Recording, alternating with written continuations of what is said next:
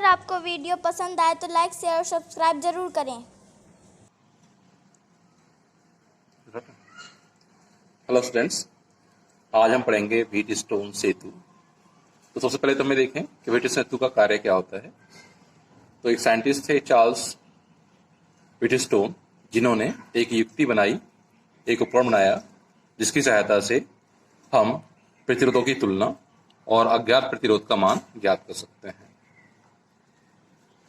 अब देखेंगे हम इसकी संरचना कि व्हीटस्टोन सेतु में कौन कौन से अवयव लगे होते हैं। तो ये चित्र में देख रहे हैं आप, ये व्हीटस्टोन सेतु का सैद्धांतिक चित्र है। इसमें 4 प्रतिरोध लगे हुए हैं।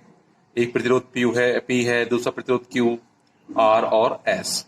यहाँ पर जो प्रतिरोध पी, क्यू, आर हैं, ये ज्ञात प्रतिरोध हैं जिनकी वैल्यू हमें मालूम होती है, और जो एस प्रतिरोध है ये अज्ञात है। हम कह सकते हैं कि 4 प्रतिरोध जो होते हैं वो एक चतुर्भुज की 4 भुजाओं में प्रयुक्त होते हैं, और चतुर्भुज के जो 2 विकर्ण होते हैं उस विकर्ण के एक विकर्ण के रूप में गैल्वेनोमीटर जुड़ा होता है, और दूसरे विकर्ण के रूप में एक सेल जुड़ा होता है। तो देख रहे हैं आप, ये चतुर्भुज हो गया। चतुर्भुज की 4 भुजाओं में पी, क्यू, आर, एस 4 प्रतिरोध लगा दिए, जिनमें पी, क्यू, आर नोन है, ज्ञात रेजिस्टेंस है, जबकि एस आपका अननोन रेजिस्टेंस है, जिसका वैल्यू हमें ज्ञात करनी है, जिसका मान हमें ज्ञात करना है। और एक विकर्ण ये हो गया, इस विकर्ण में हम गैल्वेनोमीटर लगा देंगे। और दूसरा विकर्ण है जिसे हमने बाहर से दिखाया हुआ है, इसको हम ऐसे कनेक्ट कर सकते हैं, यहाँ भी सीधा इसको हमने बाहर से दिखाया हुआ है, तो यहाँ पर दूसरे विकर्ण में हम सेल लगा देंगे। तो ये संरचना प्राप्त हो रही है, इसे हम व्हीटस्टोन सेतु कहते हैं। अब ये सेतु कैसे कार्य करता है और इसे कार्य कराने के लिए हमें कौन सी बात ध्यान रखनी होगी। तो ये सेतु तभी कार्य करता है जब ये संतुलित अवस्था में होता है। अब संतुलित अवस्था क्या होती है? तो संतुलित अवस्था में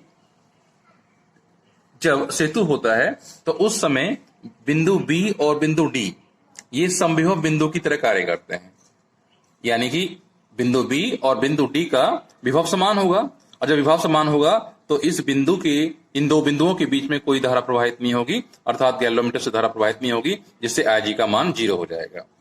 तो जब आईजी का मान 0 होगा तभी कहेंगे कि हम ये सेतु संतुलित अवस्था में है।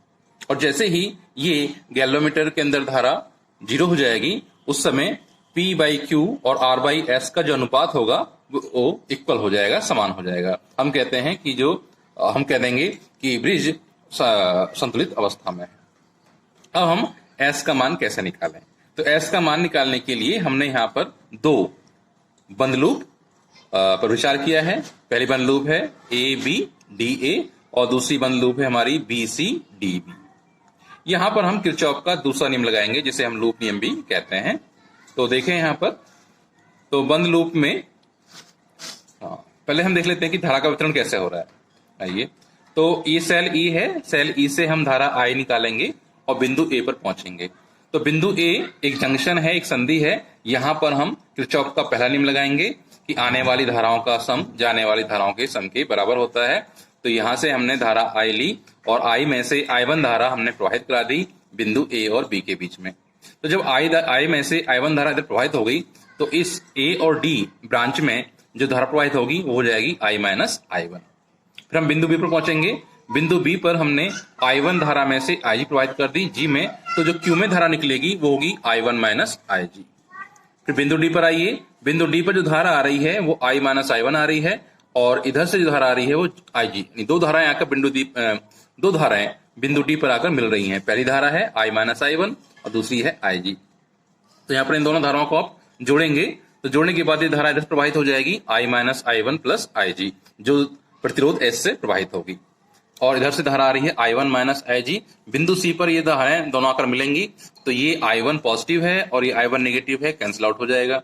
ये IG नेगेटिव है और ये IG पॉजिटिव है, तो ये कैंसिल आउट हो जाएंगे। तो यहाँ पर जो धारा C पर जो कुल धारा होगी वो I होगी। तो देख रहे हैं हम, सेल के धनात्मक सिरे से धारा I निकल रही है और सेल के ऋणात्मक सिरे में धारा I फिर से पुनः प्रवेश कर रही है। इस प्रकार जो हमारा धारा का वितरण है वो बिल्कुल सही है। तो धारा के वितरण में हम किरचॉफ का पहला नियम लगाएंगे, जो हमने बिंदु A, बिंदु B, बिंदु D और बिंदु C पर लगाया। अब हम किरचॉफ के दूसरे नियम का प्रयोग करेंगे। तो बंद लूप में आ जाते हैं हम। तो पहली बंद लूप है हमारी ABDA, A B D A. तो आइए बंद लूप में। मैंने आपको पिछली क्लास में वोल्टेज के कुछ नियम समझाए थे कि कैसे वोल्टेज ऋणात्मक होता है या कैसे वोल्टेज धनात्मक होता है।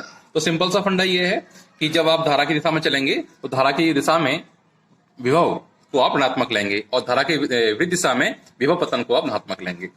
तो देखें इस लूप में जो धारा I1 है वो P से प्रवाहित हो रही है, तो प्रतिरोध P पर जो विभव पतन होगा वो ऋणात्मक होगा, क्योंकि हम धारा की दिशा में चल रहे हैं। ये परिपाटी है, आप उल्टा ले सकते हैं। ऐसे यहाँ पर आइए गैलोमीटर G में, इसका डिस्टेंस G है, तो यहाँ पे जो IG इंटू G यानी G पर जो विभव पतन होगा ये भी ऋणात्मक होगा। लेकिन यहाँ पर जो विभव पतन है वो धारा के विपरीत दिशा में होगा।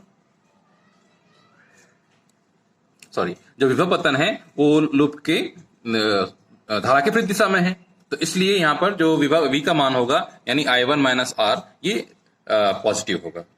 तो देखिए यहाँ पर ये है हमारे पास I1 इंटू P, तो I1 P क्या हो गया, ऋणात्मक हो गया। क्यों ऋणात्मक लिया हमने, क्योंकि यहाँ पर विभव पतन धारा की दिशा में चल रहा है, हम लूप की दिशा में चल रहे हैं हम, तो लूप की दिशा भी वही है जो धारा की दिशा है, तो इसलिए यहाँ पर क्या हुआ, V नेगेटिव हो गया।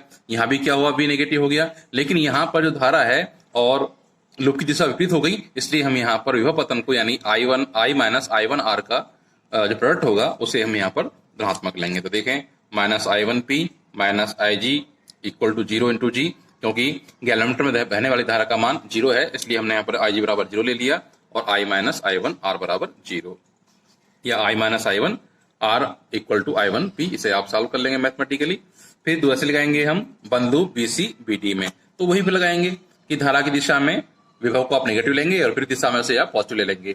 तो B और C पर जो विभव पतन होगा या प्रतिरोध Q पर जो विभव पतन होगा, बिंदु Q पर जो विभव पतन होगा ये आपका ऋणात्मक होगा, और यहाँ पर S में और G में जो विभव पतन होगा वो धनात्मक होगा, क्योंकि लूप की दिशा धारा की दिशा के यहाँ पर विपरीत हो चुकी है। तो ध्यान रखेंगे आप। तो यहाँ पर ये हो गया minus I1 IG Q plus I minus I1 plus IG equal to 0 into S और plus IG G equal to 0। आप सॉल्व करेंगे तो टर्म 0 हो जाएगा, यहाँ पर ये टर्म वैनिश हो जाएगा, 0 खत्म हो जाएगा। तो ये बचेगा यहाँ पर या माइनस I1 Q, ये भी 0 हो गया, तो ये बचेगा माइनस I1 Q, और ये 0 हो गया तो बचेगा I minus I1 into S। इसको सॉल्व करेंगे तो I minus I1 S equal to I1 Q। फिर आप समीकरण 1 को समीकरण 2 से भाग देंगे तो I minus I1 R upon I minus I1 S और I1 P upon I1 Q। तो यहाँ से I1, यहाँ पर I1 से I1 कैंसिल आउट हो जाएगा, I माइनस I1 से I minus I1 cancel out हो जाएगा, ये बचेगा R by S equal to P by Q। यहाँ पर S हमें S निकालना था, तो S इक्वल टू हो गया R into Q upon P। यहाँ पर हमें अगर R, Q और P के मान मालूम है तो इस सूत्र की सहायता से हम S का मान ज्ञात कर सकते हैं। यही था आपका व्हीटस्टोन ब्रिज।